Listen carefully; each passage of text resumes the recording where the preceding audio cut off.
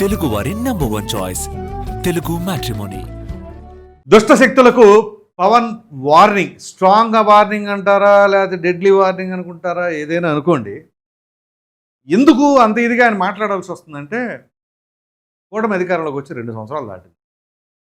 కానీ కొంతమంది విద్వేషంతో రెచ్చిపోయి టార్గెటెడ్గా పదే పదే విమర్శించట్లా, ప్రశ్నించట్లా, హేటింగ్ అన్నమాట.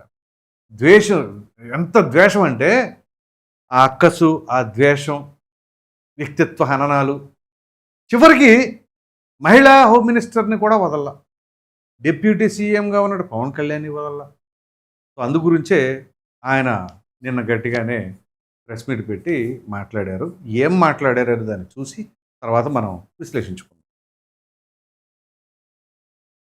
అందరికీ నా హృదయపూర్వక నమస్కారం.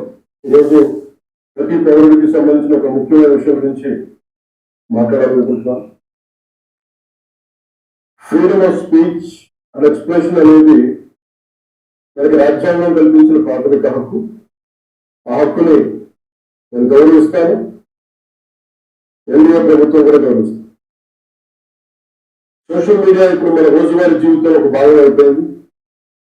మన అభిప్రాయాలు చెప్పడానికి, ప్రజా సమస్యల్ని ప్రభుత్వ దృష్టికి తీసుకురావడానికి, ఒకరితో ఒకరు అనుసంధానం అవడానికి, ప్రభుత్వాన్ని ప్రశ్నించడానికి ఇది ఒక శక్తివంతమైన వేదిక.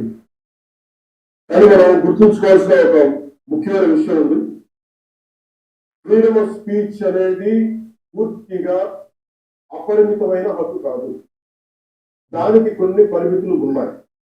ఒకరి హక్కులను మరొకరు ఉల్లంఘించే స్థాయికి వెళ్ళినప్పుడు, రిపీట్, ఒకరి హక్కులను మరొకరు ఉల్లంఘించే స్థాయికి వెళ్ళినప్పుడు చట్టపరమైన పరిణామాలు తప్పవు. ఇది వినండి. ఆయన ఏమన్నారు, సోషల్ మీడియా వేదికగా ఇవాళ సోషల్ మీడియా లేకుండా ఏమి జరగట్లా. సో దాన్ని ఉపయోగించుకొని ఒకరి హక్కులను మీరు ఉల్లంఘించేలాగా మీ హక్కులు మీరు ఉపయోగించుకోండి, ప్రభుత్వాన్ని ప్రశ్నించండి, నిలదీయండి, విమర్శించండి. కానీ ఎలా పడితే అలాగా ఆ భాషా పదజాల పరిమితులు దాటి మాట్లాడొద్దు అనేది ఇక్కడ సారాంశం. ఇంకా కంటిన్యూషన్ ఉంది. భారత రాజ్యాంగంలోని ఆర్టికల్ 19 క్లాస్ 2 ప్రకారం దేశ సమగ్రత, జాతీయ భద్రత, ప్రజాశాంతి, మర్యాద, నైతిక విలువలు, పరువు నష్టం, నేరాలకు ప్రేరేపించడం వంటి అంశాల్లో రీజనబుల్ రిస్ట్రిక్షన్స్ ఉన్నాయి. సింపుల్ గా చెప్పాలి అంటే ఫ్రీడమ్ ఆఫ్ స్పీచ్ అంటే ఫ్రీడమ్ టు అబ్యూస్ కాదు. Again I repeat, freedom of speech does not mean freedom to abuse. Freedom of speech doesn't mean to abuse. Freedom of abuse అంటే ఏంటి? మీకు walk స్వాతంత్రం ఉంది కదా అని నేను బూతులు తిట్టేస్తానంటే అది కరెక్ట్ కాదు. అనుచితమైన వ్యాఖ్యలు మాట్లాడతానంటే అది కరెక్ట్ కాదు. అది ఫ్రీడమ్ ఆఫ్ స్పీచ్ కిందకి రాదు, రాసి పెట్టుకోండి. కానీ సోషల్ మీడియా వేదికగా చాలామంది చేస్తున్నది అదే. ఆ పార్టీ ఈ పార్టీ అని కాదు, కొంతమందికి అసలు పరిమితులు కూడా ఉండవు, ఏది పడితే అది మాట్లాడతారు. అందులో ఇందులో బూతులు, దోషణలు, వీటితో పాటు ఫేక్ ఇన్ఫర్మేషన్, లేనిది ఉన్నట్టుగా, ఉన్నది లేనట్టుగా మార్ఫింగ్, అవన్నీ కూడా చెప్పారు. సో వాటన్నిటికీ ఇక చెక్ పెట్టినట్లే. ప్రభుత్వాన్ని విమర్శించే హక్కు మీకుంది, మమ్మల్ని ప్రశ్నించే హక్కు మీకుంది, మా నిర్ణయాలతో విభేదించే హక్కు మీకుంది. అదే ప్రజాస్వామ్యం, దాన్ని మేము స్వాగతిస్తాం. కానీ ఒకటి తిట్టడం, డెత్ థ్రెట్స్ ఇవ్వడం, ఆధారాలు లేకుండా ఆరోపణలు చేయడం, మహిళలను టార్గెట్ చేయడం, మత విశ్వాసాలను అవమానించడం, ఒక వ్యక్తి గౌరవాన్ని దెబ్బతీయడం, హింసకు ప్రేరేపించడం, ఇవన్నీ రాజ్యాంగం కల్పించిన స్వేచ్ఛలోకి రావు. ఇవి చట్టపరంగా నేరాలు. అర్థమైంది కదా? చట్టపరంగా నేరాలు. మహిళల గురించి మాట్లాడిన అసభ్యకరంగా మీరు విమర్శించండి, సిద్ధాంతాల పరంగా, లేకపోతే వీళ్ళు తీసుకున్న పాలసీల మీద, వీళ్ళు తీసుకున్న నిర్ణయాలపైన అభిప్రాయ భేదాలు ఉండవచ్చు. ఇప్పుడు ఉదాహరణకి అమరావతి రాజధాని అని చెప్పేసి ఓ ప్రక్కన చట్టసభల్లో పార్లమెంటు సాక్షిగా బిల్లు పాస్ అయినా మావిగానే అంటున్నారు. సో అది మీ అభిప్రాయం. గత కొన్నేళ్లుగా సోషల్ మీడియా దుర్వినియోగం ఆందోళన కలిగించే స్థాయికి చేరుకుంది. చాలా మంది ఫేక్ అకౌంట్స్ వెనక దాక్కొని అసభ్య పదార్థాలను ఉపయోగించడం, వ్యక్తిగత దూషణలు చేయడం, పరువు తీసే ప్రయత్నాలు చేయడం, ఆధారాలు లేని ఆరోపణలు చేయడం, fake propaganda, mark photos, death threats, organised harassment వంటి చర్యలకి పాల్పడతా ఉన్నారు. అది డెత్ థ్రెట్స్, ఎదుటి వాళ్ళకి వార్నింగ్ల మీద వార్నింగ్, చంపేస్తాం, లేపేస్తాం, పొడి చేస్తాం, ఇలాంటివి కావచ్చు. లేకపోతే ఇంకా కొన్ని బెదిరింపు చర్యలకు పాల్పడతాం కావచ్చు. నేరాలను ప్రేరేపించేలాగా, మత విశ్వాసాలను దెబ్బతీసేలాగా, సమాజాన్ని అస్థిరపరిచేలాగా ఇట్లాంటివి ఏవైనా సరే ఖచ్చితంగా వాటిపైన చర్యలు తీసుకోబడతాయి. మహిళల్ని ముఖ్యంగా అత్యంత అసభ్యంగా టార్గెట్ చేస్తా ఉన్నారు. చివరికి దేవుళ్ళని దేవతల్ని కూడా వదలట్లేదు. దేవుళ్ళని దేవతలపై కూడా ఉద్దేశపూర్వకంగా అవమానకర వ్యాఖ్యలు చేస్తున్నారు. ఇవన్నీ కూడా ఫ్రీడమ్ ఆఫ్ ఎక్స్ప్రెషన్ కింద రావు.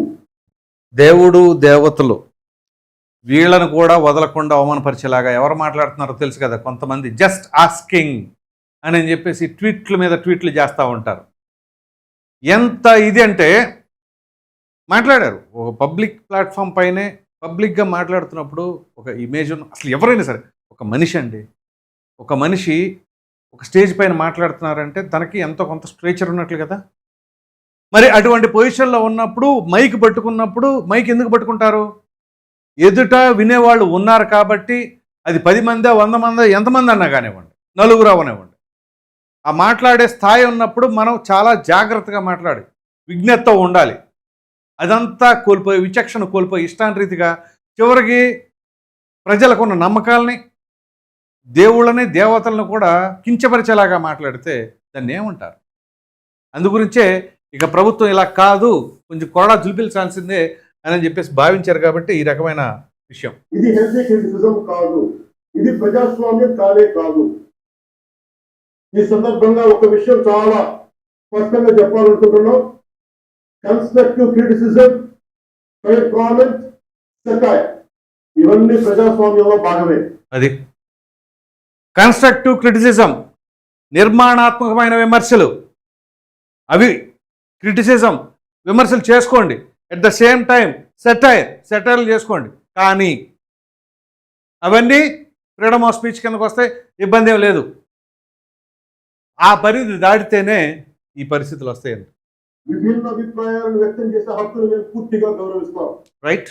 కానీ malicious fake campaigns, hate speech, criminal intimidation, cyber harassment, organised abuse, ఒకరి పరువును ఉద్దేశపూర్వకంగా దెబ్బతీయాలనే ప్రయత్నాలు, ఇవన్నీ ఫ్రీడమ్ ఆఫ్ స్పీచ్ పేరుతో సమర్థింపబడవు.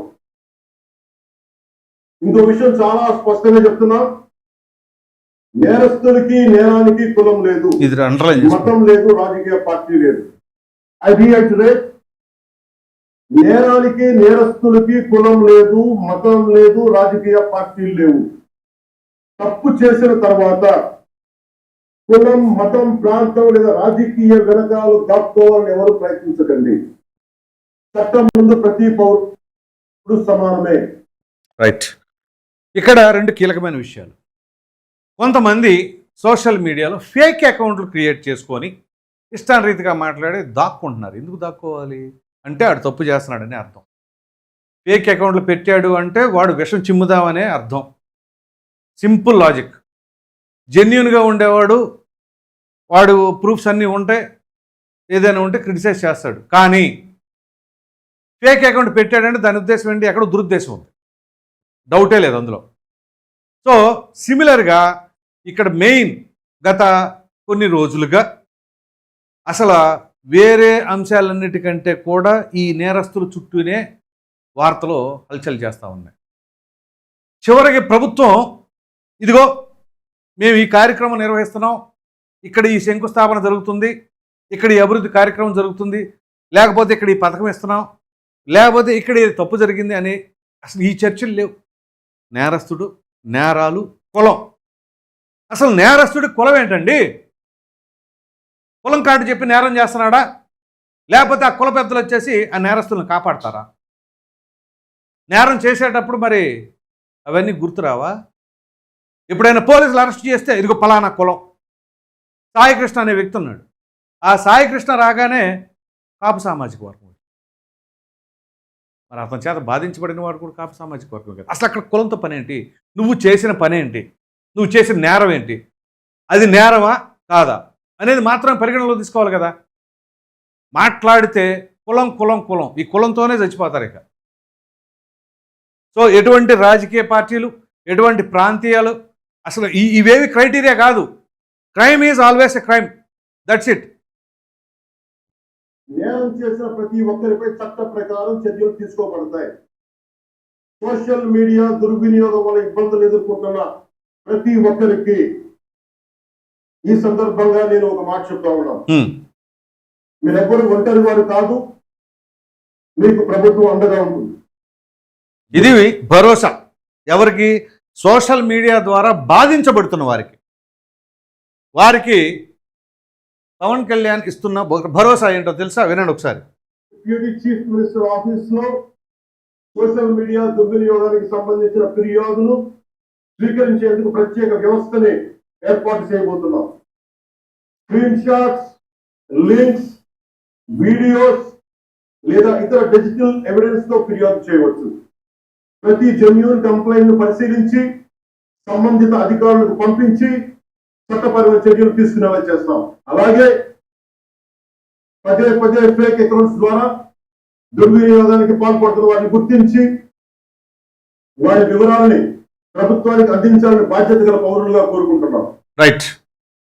సో ఇక ఆయన చెప్తుంది ఏంటి అంటే, ఎవరైతే ఈ సోషల్ మీడియా ద్వారా వ్యక్తిత్వ హననానికి పాల్పడ్డారో, వాళ్ళ ద్వారా బాధింపబడ్డారో, ఆ బాధితుల కోసం డిప్యూటీ సీఎం గారి కార్యాలయంలో ఆయన ఒక ఇది పెడుతున్నారట. సో అక్కడ కౌంటర్ పెట్టేసి దానికి స్పెషల్గా కొంతమందిని కేటాయించి వాళ్ళ యొక్క సమస్యలు, లేకపోతే వాళ్ళ యొక్క ఎవరెవరైతే వ్యక్తిత్వ హననానికి పాల్పడ్డారో ఆ బాధించబడిన వారు అక్కడ ఫిర్యాదులు స్వీకరించబడతాయి. స్క్రీన్ షాట్స్ తీయండి, లేకపోతే లింక్స్ పెట్టండి, లేదా వీడియోస్ డౌన్లోడ్ చేసుకోండి. తద్వారా ఆ శాఖ వారికి అప్పచెబితే వాళ్ళు తగిన రీతిలో చర్యలు తీసుకుంటాం. ఇది ఓ భరోసా. ఎందుకంటే చాలామంది ఎంత జుగుప్సాకరమైన ఇమేజ్లు, మార్ఫింగ్లు, వీడియోలు, బూతులు అనేక రకాలుగా వాటిని ఉపయోగిస్తున్నారు. మామూలుగా ఇప్పుడు మనకి టెక్నాలజీ పెరిగింది అంటే ఉపయోగం కంటే కూడా దాన్ని చెడు మార్గంలో ఉపయోగించే వాళ్ళు విపరీతంగా పెరిగిపోయారు. ఆ పర్సంటేజ్ ఎక్కువ ఉంటుంది. సో అందుగురించే ప్రభుత్వం ఇటువంటి నిర్ణయం తీసుకుంటాం అనేది స్వాగతించవలసిన అంశం. ఇలాంటి దుష్ట శక్తుల్ని ఖచ్చితంగా అణిచివేయాలి. మీరు గమనించండి, ఇప్పుడు బెంగాల్ ప్రభుత్వంలో కొత్తగా ఒకటి తీసుకొస్తున్నారట. సోషల్ మీడియాలో ఎవరైనా సరే ఇష్టానురీతిగా ఇప్పుడు చెప్పినట్లుగా నియంత్రణ లేకుండా ఎలా పడితే అలాగా మాట్లాడినా, వేరే చేసినా, సెక్షన్లు ఏవైనా కావచ్చు కానీ 1 year పాటు ముందు జైల్లో ఉంటాడు. ఆ తర్వాత విచారణ, 1 సంవత్సరం తర్వాత విచారణ అంట. సేమ్ అదే రావాలి మన ఆంధ్రప్రదేశ్లో కూడా. ముందు అక్కడ ఎవిడెన్స్ కనపడిందా తోసేయండి, 1 year తర్వాత విచారణ చేపట్టండి. ఇది అక్కడ బెంగాల్లో ఉంది. అది ఆంధ్రప్రదేశ్లో కూడా వస్తే చాలా బాగుంటుంది అని చెప్పేసి సామాన్యులు సైతం అభిప్రాయపడుతూ ఉన్నారు. మరి ఇప్పుడు పవన్ కళ్యాణ్ గారు ఇచ్చిన వార్నింగ్ వల్ల ఎవరికి నష్టం, ఎవరు భయపడతారు అనే మీ అభిప్రాయాన్ని అయితే కామెంట్లో తప్పకుండా తెలియజేయండి. Thank you.